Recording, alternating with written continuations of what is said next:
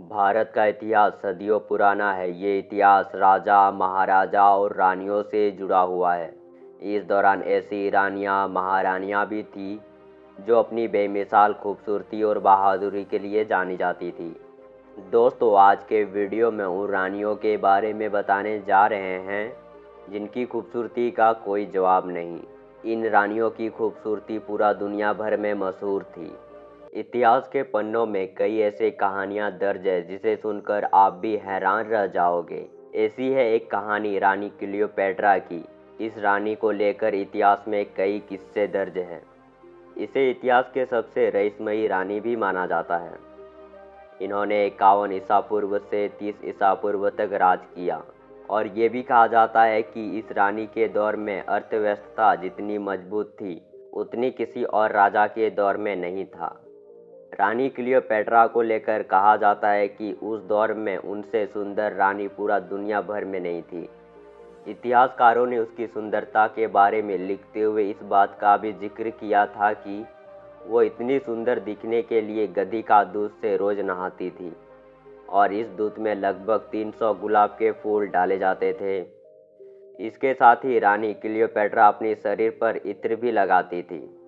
रानी Cleopatra को लेकर कहा जाता है कि उन्होंने अपने सगे भाई से शादी की थी और 18 साल के उम्र में ही रानी क्लियोपेट्रा के पिता का निधन हो गया।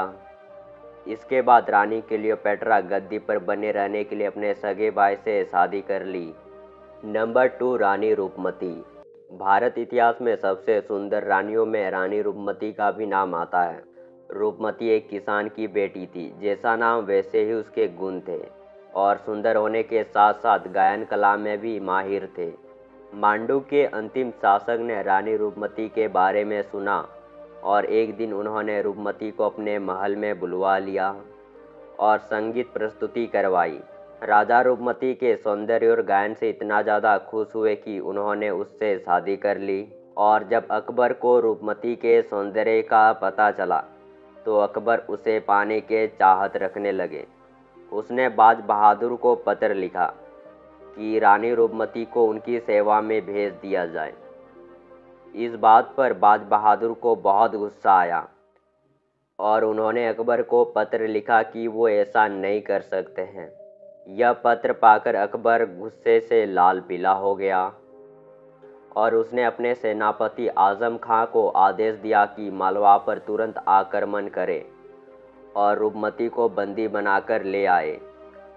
आजम खान ने अपनी विशाल सेना के साथ बाज बहादुर पर आक्रमण कर दिया। एक और बाज बहादुर की छोटी सी सेना थी और दूसरे और अकबर का विशाल सेना का मुकाबला करना था। बाज बहादुर की सेना ने अकबर को मुंह तोड़ जवाब दिया, लेकिन कम सेना होने के कारण युद्ध हार गए।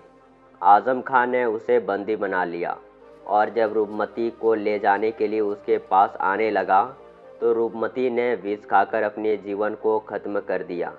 नंबर 3, विजया देवी, जो कि प्रिंसेस क्रांतिराव नरसिम्हा राजा वडिकर की बेटी थी।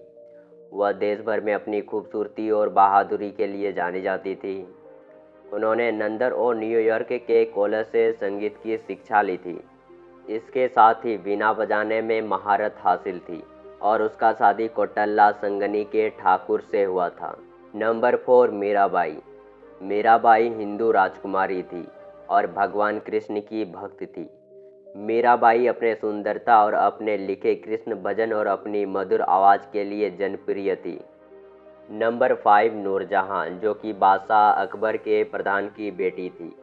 वह बहुत सुंदर थी और सुंदर होने के साथ साथ उसमें और भी बहुत सारे गुण थे, जो कि उसकी 17 साल के उम्र में विवाह अली कुली नाम के एक साहसी ईरानी से हुआ था और साल 1607 में जहांगीर के दूतों ने नूरजहां के पति को मार डाला और इसके बाद नूरजहां को जहांगीर के हरम में डाला गया और साल 1611 में जहांगीर ने नूरजहां से शादी कर ली और नूरजहां जहांगीर की 21वीं पत्नी बन गई और 1613 में उसे बादशाह बेगम भी बनाया गया।